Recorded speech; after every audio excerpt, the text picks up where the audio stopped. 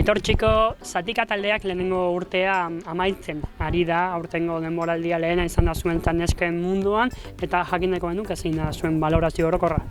Bueno, oso balorazio positiboa egin dezakegu, ez? Gutzako lehenengo urtea da maila hontan, niretzako bereziki beti mutiekin ibili izan naiz, eta bueno, aurten egia esan da niretzako oso esperientzia aberasgarria, gustua egindako lanakin, nik baita usteet grupotxo ona indegula, eta gustora. Urren urten pausotxo bat aurrea ematen dugun, bai oain ikusten da neske mailan talde falta diela, eta bueno, badauzkegu jendea atea joka, eta bueno, urren urten pausotxo hori aurrea ematen dugun.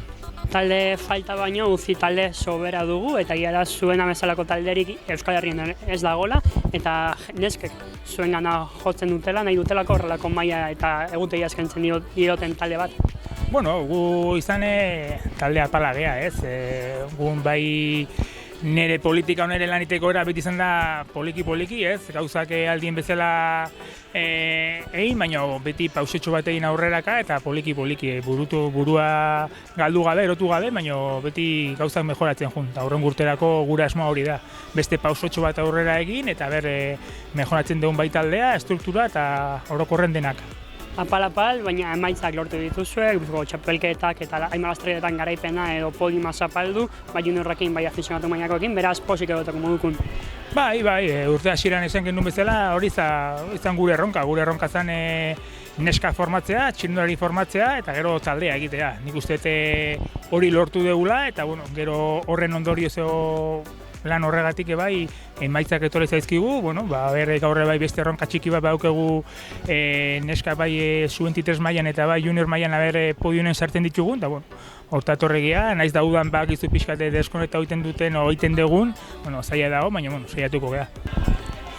Lur Zufiria, zatika taldeko txirrindularia, jakin nahi genuen, lehenengo urte honetan zatika taldeari zemuz juntzia ion, eta zu izan zera taldeko erreferentatako bat afizionatu mailan, beraz nola juntan urtea? Esan espero baino behunda, nire kasun ikastea tokau zait, temporada hau hartuet ikasteko, azkenen sub-23 lehenengo urtekoa izan da, hoiiteko aprobetxau edo det, eta espero baino hobeto. Lehenengo urteko izan da, erronka handia izan da, kategoriara moldatzea eta juniorraz izatea eta onenekin lehiatzea.